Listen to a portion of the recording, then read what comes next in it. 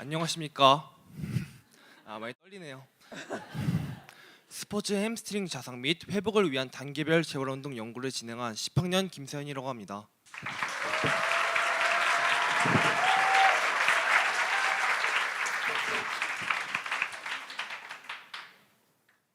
먼저 연구 동기 먼저 이야기해 보도록 하겠습니다.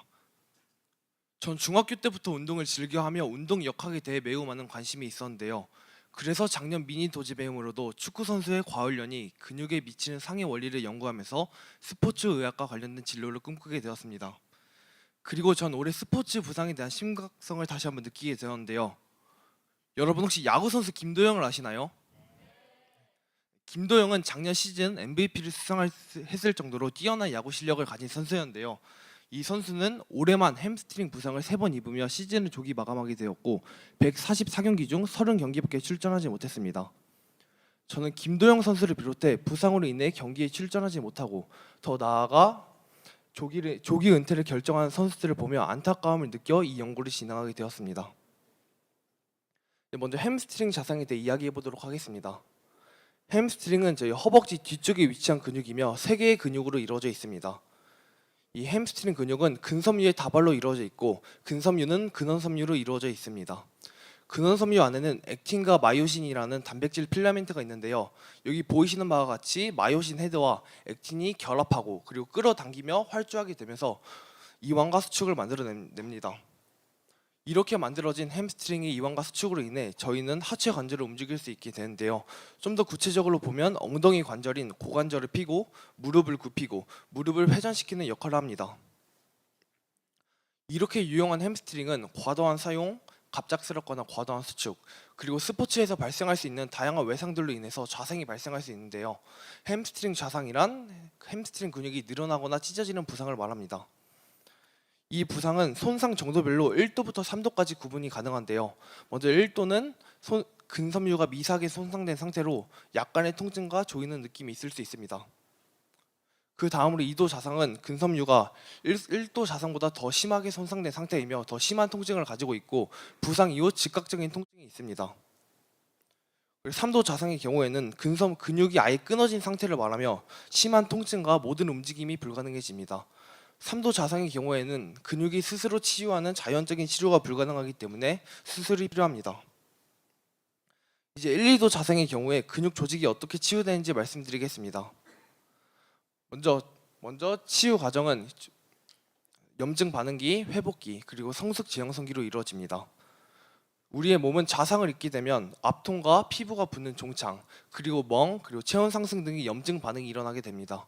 이러한 염증 반응은 회복 과정에서 필수적이며 일어나지 않아도 그리고 지속적으로 일어나도 안 됩니다. 그래서 저희는 햄스트링 자상으로 인해 근육 조직이 손상되게 되면 그 안에 있던 콜라겐이 노출되게 되는데요.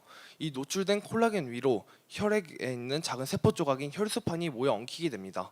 이 혈소판이 엉키게 되면서 저희는 일종의 방어막인 플러그를 형성하게 됩니다. 그리고 이 플러그 위에 피브린이라는 단백질이 엉키게 되는데요.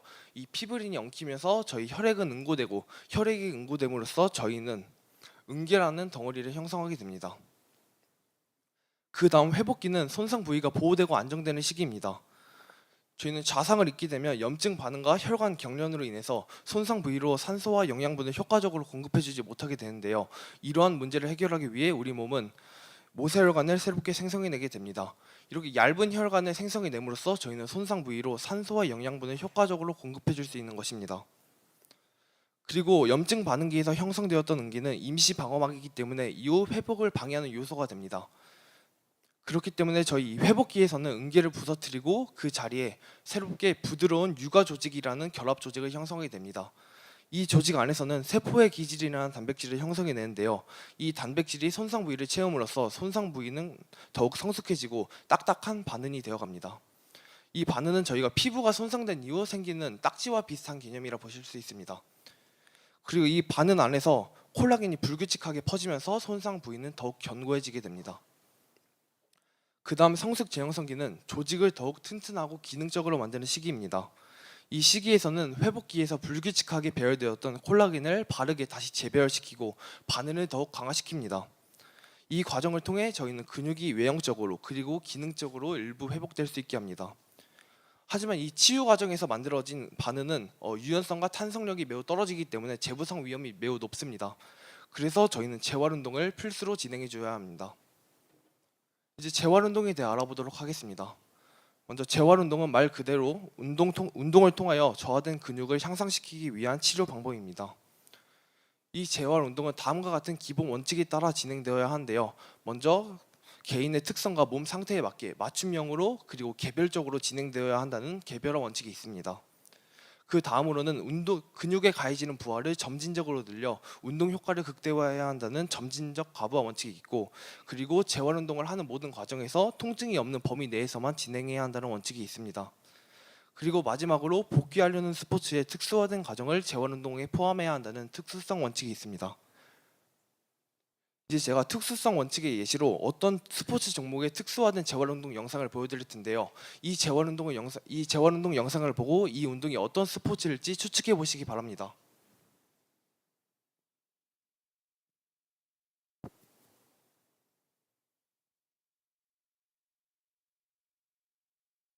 네, 이 재활운동 영상이 어떤 스포츠에 특화된 재활운동 영상 같나요? 네, 맞습니다. 이 재활운동은 야구에서 특히 투수의 재활운동 영상입니다. 이 운동은 투구 동작과 유사한 형태로 근육 컨디셔닝을 진행하고 있습니다. 이제 재활운동의 핵심 요소에 대해 알아볼 것인데요. 먼저 재활운동에는 근육 컨디셔닝과 유연성, 그리고 신경근 훈련, 기능적 운동이 있습니다. 먼저 근육 컨디셔닝은 좌상으로 인해 저하된 근육의 기능과 능력, 그리고 위축된 근육을 회복시키는 것을 목표로 합니다. 근육 컨디셔닝에는 근력과 근파워, 근지구력 이 세 가지 요소가 있습니다. 그 다음으로 유연성 운동은 반응의 유연성과 손상으로 인해 저하되었던 관절이 움직일 수 있는 범위인 관절 가동 범위를 회복시키는 것을 목표로 합니다. 그 다음 신경근 훈련은 고유수용성 감각 훈련이라고도 하며, 고유수용성 감각이란 저희 신체의 움직임을 뇌까지 전달하는 능력을 말합니다. 이 감각이 저하되게 되면 균형 저하는 물론이고 몸 안의 협응력이 감소하게 되고 위치 감각이 저하되게 됩니다. 네, 그리고 마지막으로 기능적 운동은 복귀하려는 스포츠에 부합한 기능적인 동작들과 능력들을 재습득해야 한다는 훈련입니다. 네, 저는 재활운동의 진행 단계를 아스페타르 병원에서 개발한 햄스트링 부상 재활 지침서와 스포츠 재활 총론이라는 책을 기반으로 진행 단계를 구분하였습니다. 먼저 첫 번째로 초기 단계는 손상 직후부터 관절 가동 범위가 통증 없이 진행되는 시기입니다. 저희는 부상을 입게 되면 냉찜질과 거상 등의 방법으로 인해 염증 반응을 가라앉혀야 하고, 이후 휴식을 가진 후 어느 정도 통증이 나아지면 즉시 재활운동을 시작해 주어야 합니다. 이러한 과정을 저희는 초기 단계라 합니다. 그 다음으로 중간 단계는 생활 동작이 어느 정도 가능하며 스포츠 동작을 시작할 수 있는 시기를 말합니다. 그리고 고급 단계는 기능적인 동작들을 통하여 스포츠로의 복귀를 준비하는 시기이고, 마지막으로 스포츠 복귀 단계는 훈련과 경기를 완벽하게 소화할 수 있는 시기를 말합니다. 이 운동을 야구로 예를 들면 2군에서 여러 훈련들을 소화하며 1군으로의 복귀를 판단하고 이후 1군에 올라와 훈련하고 경기를 소화하는 과정을 말합니다. 네, 저는 이번 연구의 실습으로 가상의 햄스트링 좌상을 입은 축구선수 A를 설정하고 그 선수의 부상을 분석하고 재활운동을 제안하는 실습을 진행하였습니다. 네, 먼저 제가 제안한 재활운동은 부상 상황은 다음과 같습니다. 축구선수 A는 경기 후반전 역습 상황에서 상대 수비수를 따돌리기 위해 전력 질주하는 과정에서 햄스트링 이도 좌상을 입었다. A는 통증으로 인해 즉시 쓰러졌으며 햄스트링을 잡으며 통증을 호소하였다. 저는 이러한 부상이 전력 질주 시 근육에 과도한 부하가 주어졌거나 근육이 과도하게 늘어나 이러한 부상이 발생했을 것이라고 추측하였습니다. 그리고 심각한 통증과 즉각적으로 운동 기능이 상실되었을 것이라고 판단하였고, 재활운동 없이 완전히 자연적인 회복이 어려울 것이라고 판단해 재활운동을 제안하였습니다. 먼저 전 초기 단계에서는 할 수 있는 범위 내에서 유연성 및 가동 운동을 해야 한다고 제안하였습니다. 이 운동의 대표적인 예시로는 스포츠 끈을 이용한 햄스트링 스트레칭인데요. 이 운동은 저희가 좌상으로 인해 근육의 기능이 저하되었기 때문에 이 점을 감안하여 스포츠 끈이라는 도구를 이용하여 스트레칭을 하고 있습니다. 그 다음으로는 등척성 운동을 제안하였는데요. 등척성 운동은 저희 근육의 길이가 변하지 않고 관절이 움직이지 않는 범위 내에서 진행하는 운동을 말합니다. 이 운동의 대표적인 예시로는 누워서 바닥 밀기가 있고, 이 운동은 누워서 햄스트링의 근육의 길이가 변하지 않고 무릎 관절이 움직이지 않는 범위 내에서 바닥을 미는 운동입니다. 네, 그 다음으로 저는 신체의 안정성을 위해 안정화 운동을 제안해 주었는데요.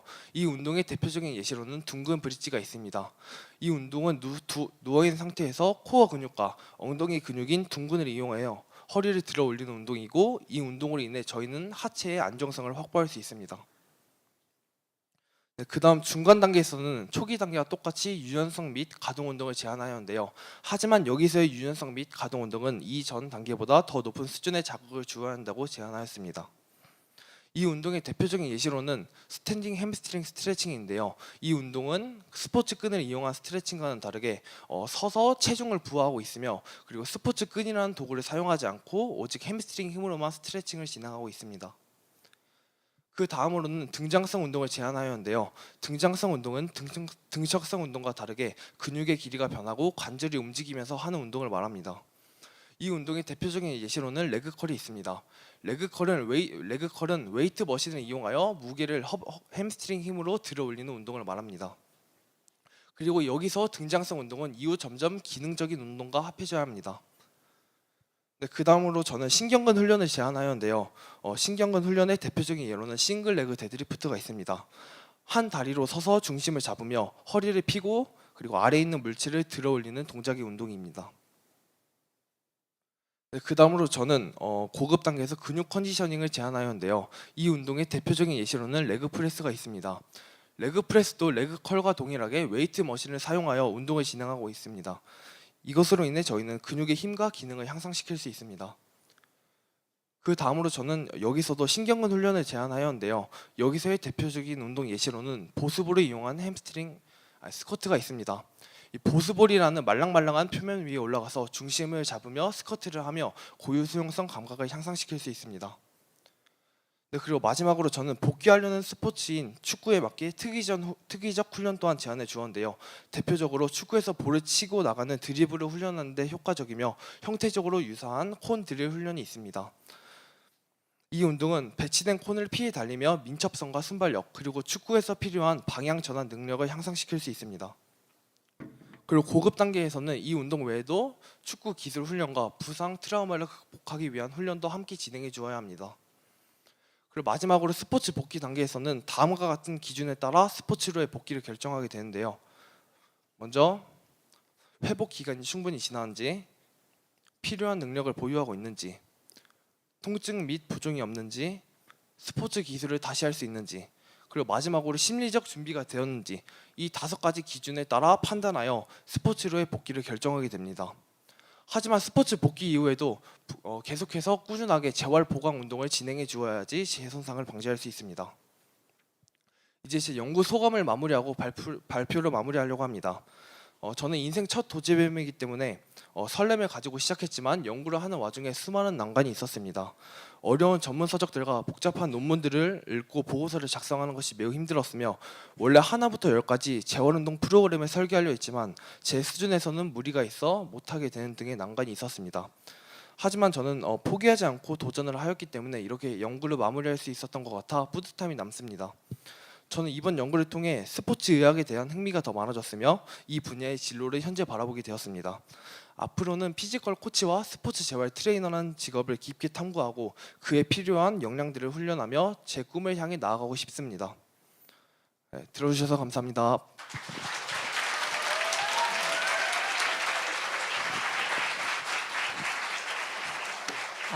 스포츠 의학 전문가의 브리핑을 들으신 것 같지 않으십니까? 네, 뛰어난 학생이죠. 이제 이 뛰어난 학생의 도제배움을 지도한 지도교사의 이야기를 들어보실 텐데요. 그 교사가 누군지 궁금하시죠? 네, 접니다. 네, 서연이는 작년부터 이제 근육 재활 이런 키워드를 가지고 정말 꾸준히 이 연구를 진행을 했고 일관성, 뚝심의 사나이예요. 그리고 무엇보다 저는 정말 칭찬하고 싶은 부분이 이렇게 보여지는 발표에서의 모습. 서연이가 이렇게 땀구멍이 되게 발달해서 지금 땀을 계속 흘리고 있는데, 네, 발표도 저렇게 잘하는데 보고서는 더 훌륭하다고 저는 생각하는 이유가요. 남학생들을 제가 비하하는 건 절대 아니에요. 그렇지만 좀 귀차니즘이 조금 더 있는 것 같은데 우리 서연이 같은 경우는 이제 연구 질문을 설정하고 거기에 맞는 목차를 설정하고 이렇게 본론을 쓰면서 수시로 여기를 올라갔다 내려갔다 하면서 보고서 수정하는 일을 정말 잘해요.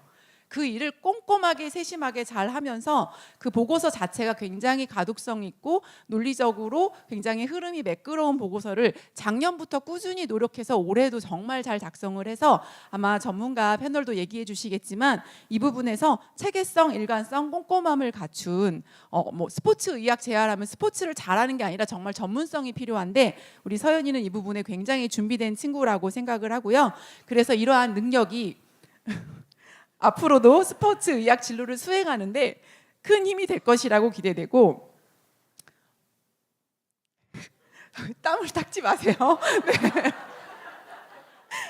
무엇보다 서연이를 통해서 재활을 하게 될 스포츠 선수들 정말 복받았다라고 저는 생각을 합니다. 그래서 저희가 해주고 싶은 이야기는요. 서연아, 너는 많은 선수들의 다친 몸뿐만 아니라 마음도 치유하는 최고의 스포츠 재활 전문가가 될 거야. 김서영 화이팅! 화이팅!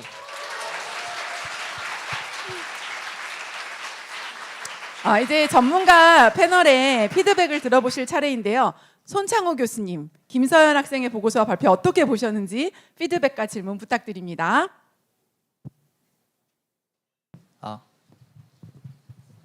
네. 고등학교 1학년생이 이렇게 큰 무대에서 그리고 첫 번째 순서로 발표하는 게 정말 쉽지 않았을 텐데 너무너무 잘했습니다.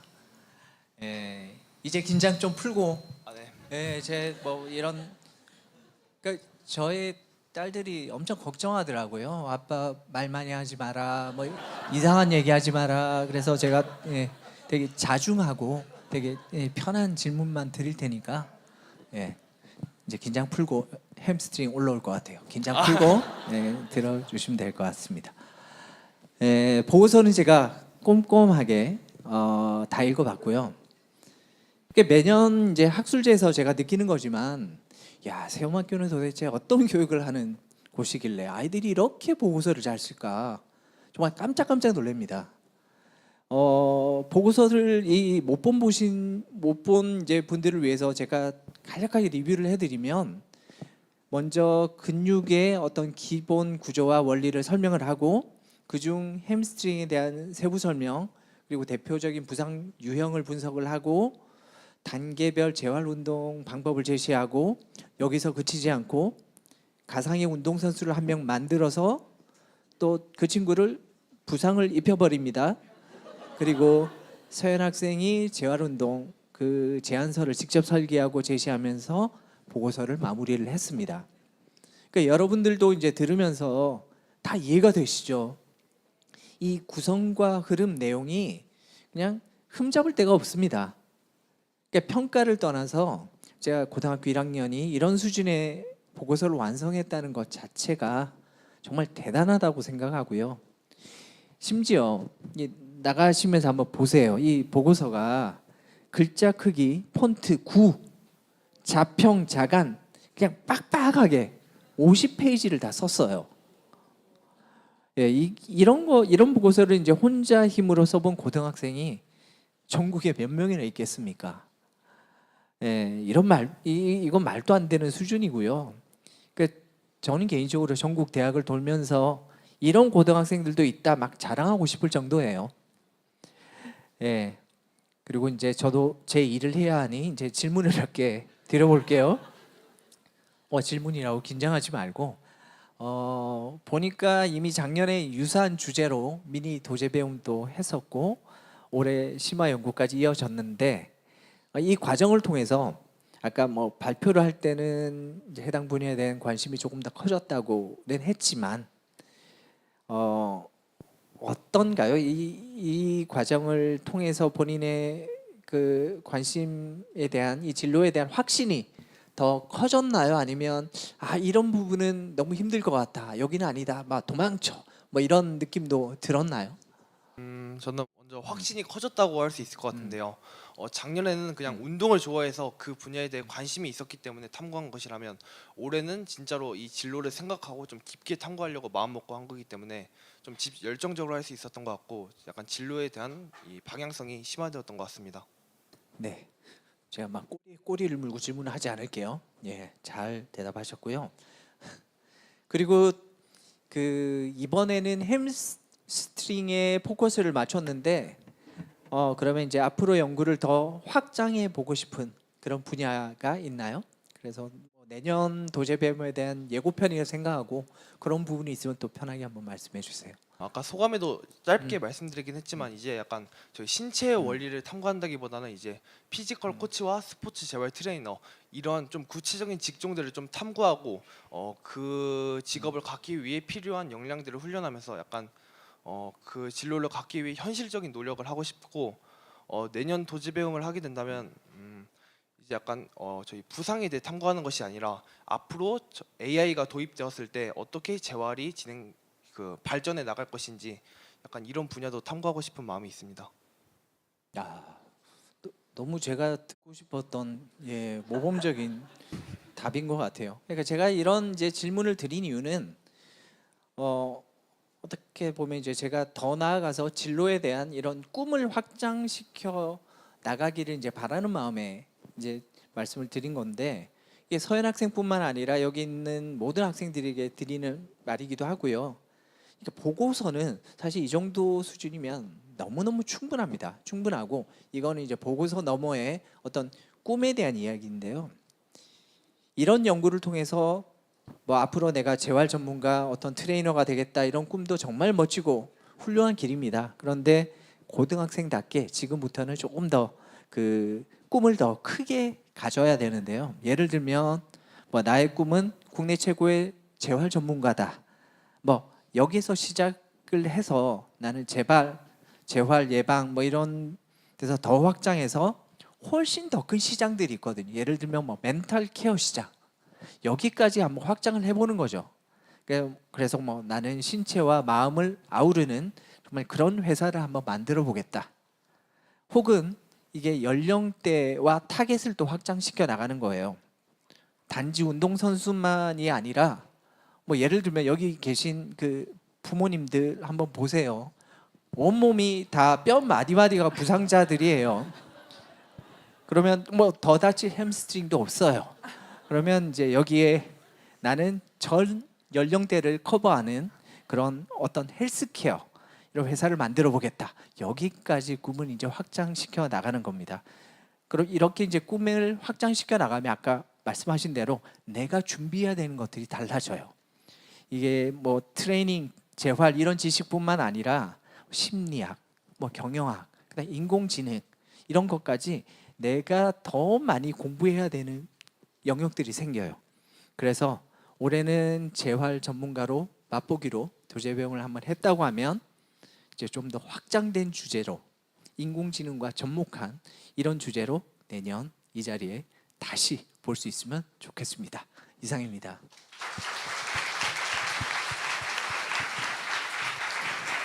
감사합니다, 교수님. 재치 있고 따뜻한 그리고 전문적인 피드백이 김서연 학생에게 큰 힘과 격려가 됐을 것 같습니다. 학술제의 처음을 활기차게 열어준 김서연 학생 참 수고 많으셨습니다. 이제 자리로 돌아가셔서 편하게 발표를 들어도 됩니다.